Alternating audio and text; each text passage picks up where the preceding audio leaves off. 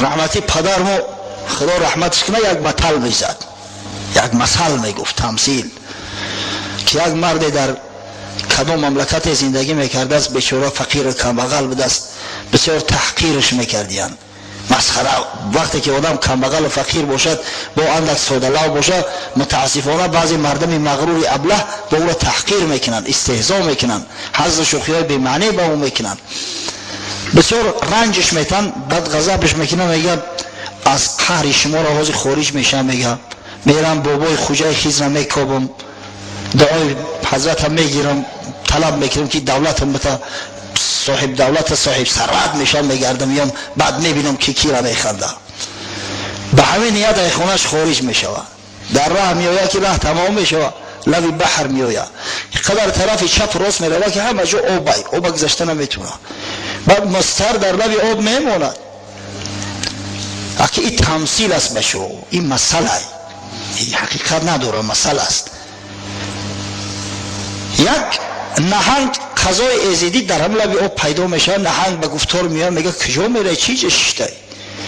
میگه راستی میخوام از این بحر عبور کنم، اما آب از سری راه برمده است، موند مستر. نهنگ میگه در بلون بشی میگذرونمت. بعد سوار میشه و در راه اومده استیم، بعد میگه کجا میرفتی، نیتت کجا است؟ این شخص در جواب میگه بابای خوجای خیز را اگر پیدا کنم، کمتر دولت طلب کنم ای بابیم، بعد بیام در پیش دوست و دشمن اندک سیکه کنم، سولت کنم، این مردم مسخره میکنن مردم دیارم.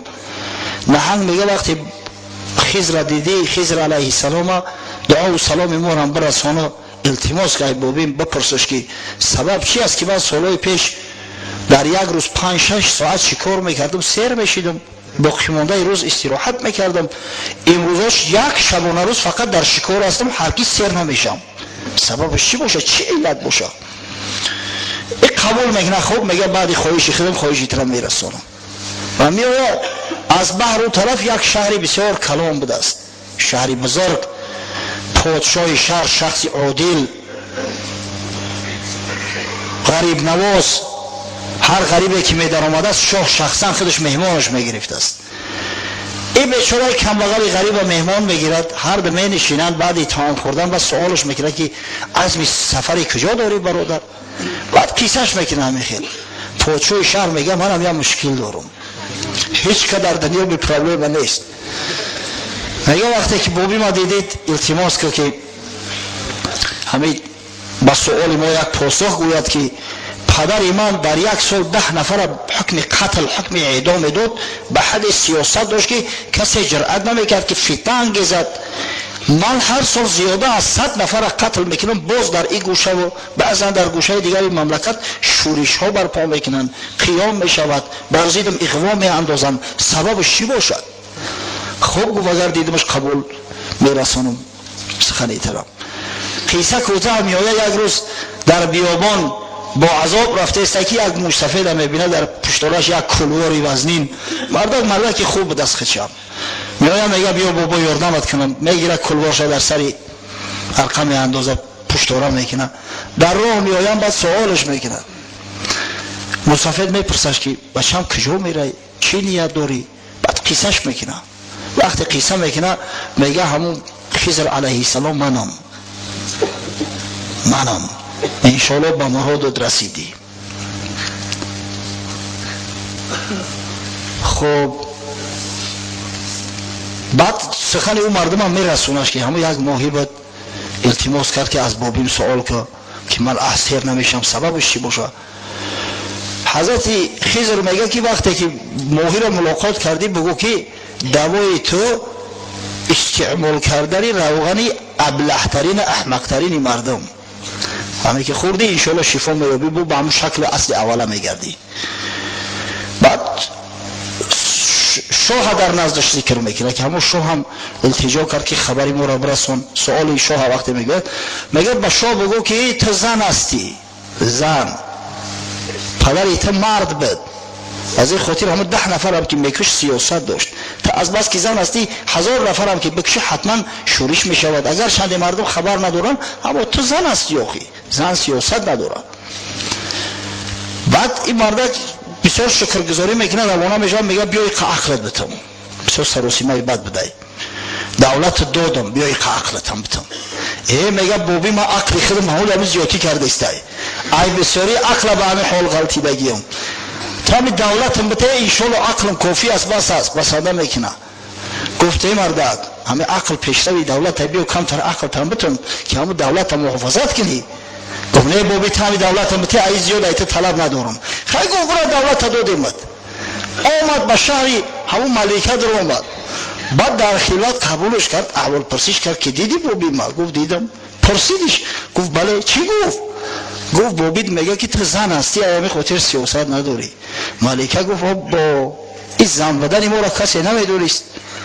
پدرم از بس که پسر نداشت تمام دایه و تمام خدمتگارا رو همه را نیست نابود کرد. همچه پسر مرا کلام کرده است هیچ که نمیدونه. اگه تو آگاه شدی و اذن پروردگار بیا که گفت تو را نکاح میکنم میگیرم همین دولت سالت همه ای تو پادشاه همین مملکت اعلانت میکنم. گفت ما چه کنم ملکی ترا و پادشاهی ترا؟ بوبیم دولتم داده است در مملکت خودم میرم سکه میکنم در پیش دوست و دشمنان را میسوزانم. گفت اخی مردی به عقل و تو پادشاه بشه بعد بخوی مملکتت میریم اخی در موکب در کوکب پادشاهی برای برات بهتر نیسته؟ گفت نه لازم نیسته ولی من کبرم اول دولت سولت را که بوبیم دو دست بگیرم. قیصه کوتاه میویه لبی بحر قبول نمیکنه پیشنهادی همون پادشاه زنه. بعد نهنگ هم بیچاره منتظر ایستاده است در بالاش سوارش میکنه و در راه رفته است. بعد میپرسش که چی شد؟ بعد این مردی ابله به عقل قیصه پادشاه را میکنه یا برا که گذشته خیلی یک زن التماس کرد و در آخر بعد میگه که بوبیم گفت که همه احمقترین مرد اگر خوردی به همون اصل اوله میشه. این نهنگ اندیشه میکنه آخی من در دریا باشم این مردم در روی خاک باشن این در به عقلتر اوله که جامیو یک ملک سرزمین پیشنهادش کرده قبول نکرده است میگیره همون لحظه استعمالش میکنه میگیره و فروش میبره. عقل پیشروی دولت است. کسی که دولت سولت زیاده همه دلالت به اون میکنه که کیفیت عقلش بلنده. خب عبدالرحمن ابن عوف رضی الله عنه از ثروتمندترین اصحاب پیامبر صلی الله علیه و سلم است. عقل فراستش هم بسیار بلند بود. از این خاطر به شیخین مراجعت کرد به حضرت علی و حضرت عثمان. گفت ایکما تبرأ من هذا الامر فنجعله الیه. کدام شما گفت از خلافت دست میکشه تا اینکه انتخابی اختیار انتخاب کردن در دستش بتیم. هر کدامت که به اختیار خود از خلافت دست بکشه همه اختیار انتخاب در دستش میتیم کسی را بخواه انتخاب کنه. هر دو میگه سکوت کردن هم حضرت عثمان و هم حضرت علی هر دو فضیلت های بی‌نهایت زیاد دارن. بعد باز گفت افتجعلونه الیه اویا گفت مرا انتخاب میکنه نباشه بیایی مرا انتخاب کنه که من یک نفر شما را به خلافت نامزد اختیار کنم. فالله علی الله آلو ان افضلکم. قسم به خدا گفت خدا شاهد است که من تمام سعی و کوشش من به خرج میدهم تا اینکه بهترین شما را انتخاب کنم. قال نعم گفتن آره بله ما قبول داریم. حضرت اول دستی حضرت علی را در دستش گرفت گفت لک قرابت من رسول الله صلی الله علیه و سلم والقدم فی الاسلام ما قد علمت. گفت حقیقتا تو خیش تبور نزدیک پیامبر صلی الله علیه و سلم هستی. تو قدم در اسلام داری. تو از مسلمانای اول هستی. تو از خدمتگارای رسول الله صلی الله علیه و سلم هستی. تو پرچم بردار اسلام هستی. شرف مسلمان ها هستی. فالله علیک لئن امرتک لتعدلن ولئن امرت عثمان لتسمعن ولتطیعن. گفت خدا را شاهد بگی قسم به خدا یاد کن که اگر من تو امیر تعیین کنم امیر مسلمانان با عدل رفتار کنی عادل باشی و اگر بالفرض حضرت عثمان اختیار کردم، حضرت عثمان امیر تعیین کردم، تو گوش دهی و اطاعت کنی. حضرت علی سوگند یاد کرد، بعد دست حضرت عثمان گرفت و همه سخنان را به حضرت عثمان رساند. واقعا حضرت عثمان هم خیلی نزدیک رسول الله صلی الله علیه و سلم است. اگر ما دامادیش صرف نظر کنیم، حضرت علی یک بار داماد باشه، حضرت عثمان دو بار داماد شدگی است، دو بار داماد شدگی است. در ابتدا رقیه دخترش حضرت رسول الله با کابینه نکاحش در آورد. بعدا وقتی که در سال دوم هجرت هنگام واقعه بدر رقیه رضی الله عنها از دنیا گذشت، دختر دومش ام کلثوم به حضرت عثمان بزنی داد. حتی وقتی که ام کلثوم از دنیا رفت، حضرت صلی الله علیه و سلم گفت یا عثمان دیگر دختری به شوهر ندارم و اینو میداد. اومد ذوالنورین حضرت عثمان. از طرف دیگر عثمان هم از طرف پدری و هم از طرف مادری با رسول الله صلی الله علیه و سلم خویش است. عثمان ابن عفان ابن ابی العاص ابن امیه ابن عبدالشمس ابن عبدمناف، در عبدمناف یک میشوند. حضرت رسول الله محمد ابن عبدالله ابن عبدالمطلب ابن هاشم ابن عبدمناف. ببینید در چهارم پیوند علاقه یجوه میشوند، در چهارم پیوند. از جانب مادریش هم، مادری حضرت عثمان هم در چهارم زانوی چهارم بگیم پیوند چهارم علاقه با رسول الله خیش میشه. از طرف دیگر مامه حضرت عثمان، مامه مادریش، مادرش ام حکیم عمه رسول الله صلی الله علیه و سلم. ام حکیم یعنی مامه حضرت عثمان و عبدالله پدر رسول الله صلی الله علیه و سلم برادر خواهر شقیقه هم، از یک پدر یک مادر هم. ببینه چقدر قرابت نزدیکی داره. از این خاطر حضرت عثمان هم گفت که تو قرابت داری به پیامبر، تو قدم در اسلام داری، از مسلمانای دوره اول هستی. حضرت عثمان از همون مسلمانای زمره اول از پنجم یا ششم شخصی است که اسلام آورده است. ولی انشاءالله در ضمن ترجمه حالش بعد را بیان میکنیم.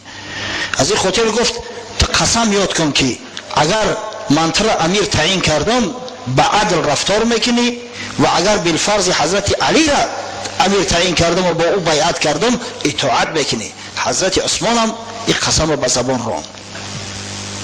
فلما اخذ المیثاق، حضرت عبدالرحمن این میثاق وقت گرفت، قال ارفع یدک یا عثمان، گوه عثمان دست بردار. فبایع و با حضرت عثمان بیعت کرد. حضرت عبدالرحمن ابن عوف گفتم که بسیار زیرک بود، کردان بود. در همون روزها تمام سرورای قبایل عرب همه آمده بودن، همه سردارای قبیله ها، سرلشکرها کی خلیفه مسلمانان میشود گویان آمده و در مدینه میزیستند. با اکثر مردم صحبت کرد، احوال پرسی کرد که شما کی را اختیار دارید، کی را میخواهید که خلیفه تعیین شود. دید که در بینش قریب که برابری است، اونقدر اختلافی نیست، اونقدر ضدیتی نیست. بعضی کتاب ها متاسفانه خطا گفتند. حتی دیدیم در البدایه و النهایه ابن کثیر، علامه بزرگ ابن کثیر میگه که گویا که غیر از عمار ابن یاسر و مقداد ابن اسود کسی طرفدار حضرت علی نبود. اما این دروغ محض است، زیرا که وقتی مأخذها را میبینیم حتی میبینیم که اکثر طرفدار حضرت علی بودن. اما وقتی که بیعت شد با شرط و قید، حضرت علی دویم شخصی بود که با عثمان بیعت کرد. بعد عبدالرحمن ابن عوف عثمان رضی الله عنه حضرت علی بیعت کرده است. فراموش نکنید برادر عزیز، دویم شخصی که با عثمان بیعت کرده است. این روز این فتنه‌گرای ملعون ببینید چه تهمت‌های میزنن. گویا علی مظلوم بود، گویا خلافت از او به ظلم ستاندن، به ظلم ستاندن بیعت نکرد، هرگز بیعت نمیکرد. حتی سفسطه‌ها میگن که گویا که علی از جانش میترسید، خوف به جانش میبرد. شیر خدا، شمشیر خدا، کسی که از مسلمانای خیبر نترسید، دروازه آهنی را گرفت، کند ایجاش، دور انداختش، بعد خوشش رفت. از شدت وزنینی او دروازه و از شدت همون قوتی که استفاده برده بود. شخصی که از هیچ کس غیر خدا ذره سری ترس نداشت، گویا که ترسیده باشه از جانش بیعت کرده باشه. این سفسطه ها را یادمونه برادرای عزیز.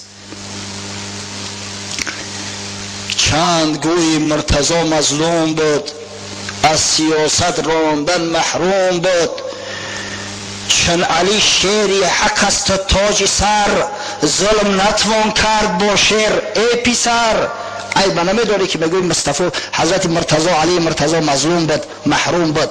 علی شیری خدا است، پیغمبر شیری خداش گفته است با شیر ظلم کرده بشوه. کی با شیر ظلم میکنه؟ روبه ها میتونه که با شیر ظلم کنن. ای پسر تو بینشانی از علی، عین یا و لام دانی از علی. مرتضی را میمکن با خود قیاس، زان که در حق غرق بود آن حق شناس. مفسرها شارحها سببی با عثمان بیعت کردن حضرت عبدالرحمن ابن عوف در چی میدونن؟ در آن که وقتی که پیش حضرت علی اومد گفت یا علی، طبق فرموده خدا و پیغمبر خدا و طبق عمل دو صحابی بزرگ ابوبکر صدیق و عمر فاروق امیری مسلمانان را به عهده میگیری؟ حضرت دودیله شد. بسیار امری مخوف است. اون مردم از قیامت میترسن، از حساب و کتاب پیش پروردگار میترسن. گفت واقعا امری مشکل هستیم، اما موافق علم و دانش خودم سعی کوشش میکنم. اما وقتی که با عثمان مراجعت کرد، گفت یا عثمان، طبق قرآن احادیث پیامبر و طبق خلافتی که دو خلیفه راشد کردین امیری مسلمانان را به دوش میگیری؟ پذیرفتی؟ گفت پذیرفتم به یگان شک تردید. وقتی که به شک تردید گفت، حضرت عبدالرحمن ابن عوف با عثمان بیعت کرده است. از همین خاطر حضرت علی هم گیله‌مند نبود. بعد عبدالرحمن ابن عوف حضرت علی با عثمان بیعت کرد و حضرت عثمان ابن عفان خلیفه سوم مسلمانان اعلام گشت.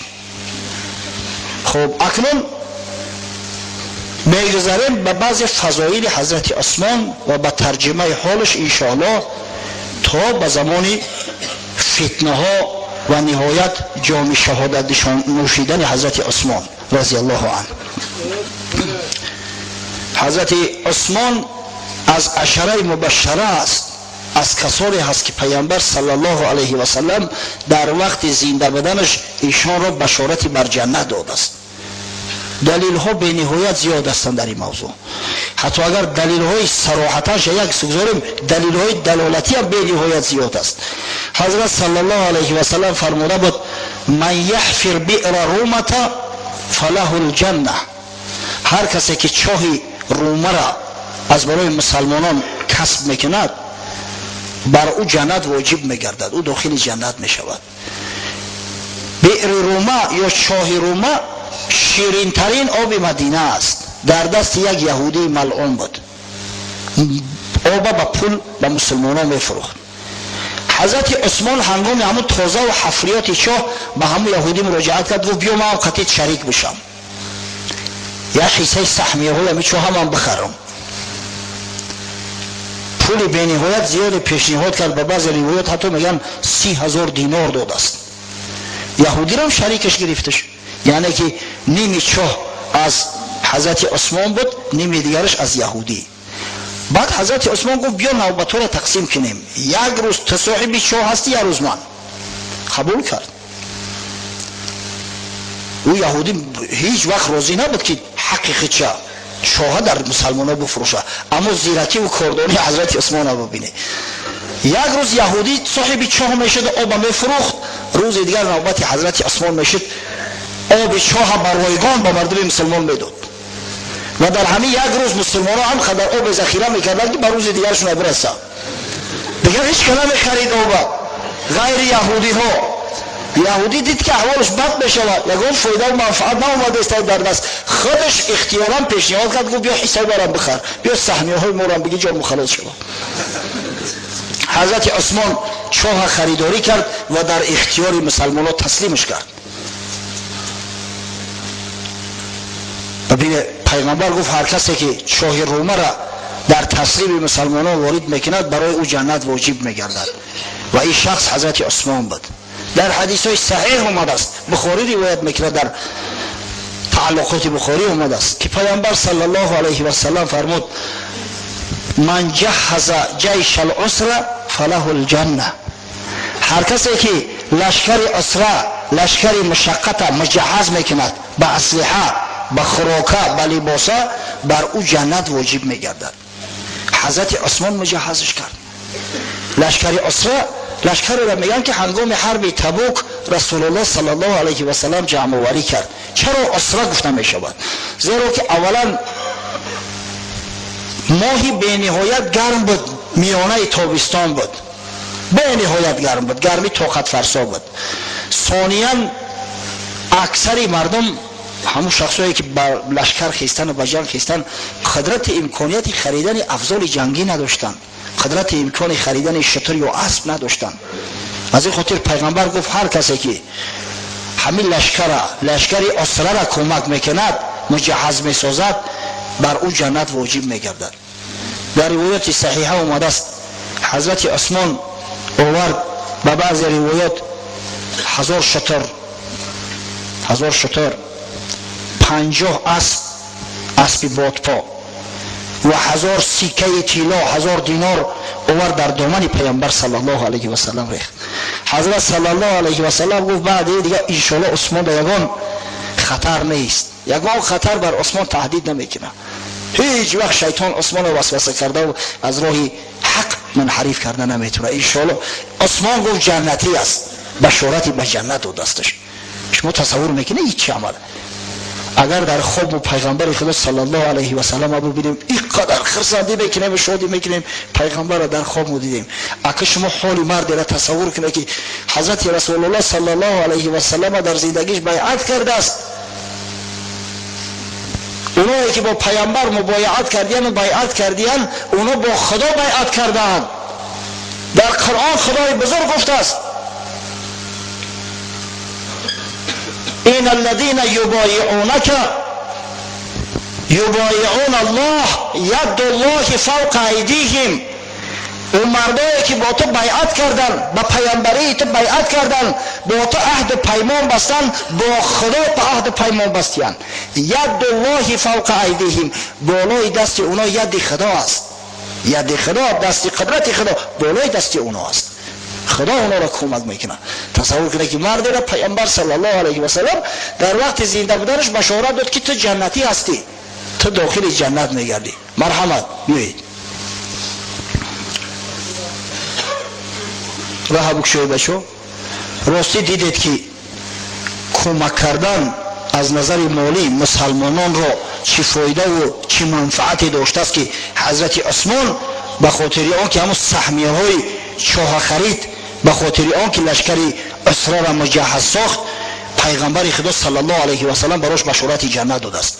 امروز یک امر بسیار خیر، امر بسیار مهم، سردار دولت ما محترم پرزیدنت پیش گرفته است که به کمک دولت های غیر که هر کمک میکنن قسم به خدا به غرض است، هر کاری که میکنن به غرض است. ما و شما خوب میدونیم با یاری و کمک مسلمان های این دیار، جوان مردای این دیار،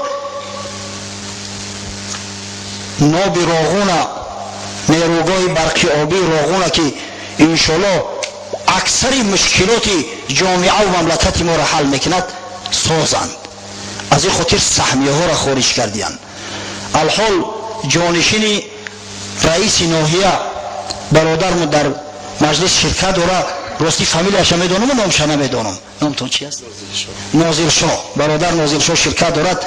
بلندگویی که در دستش میتیم تا اینکه از اقداماتی که دولت تاجیکستان، حکومت شهر دوشنبه، حکومت ناحیه ما گرفته است، برای تو انشاءالله مختصرا یک بیانات دهد و شما را تحریک به این کاری خیر کند. انشاءالله بعد صحبت برادر اگر وقت اندکیمان با ما تقویه میتیم سخنشه، زیرا این عمل جوان مردا است، با تمام مسئولیت میگم. و آخر دعوانا ان الحمد لله رب العالمین. بیمرم.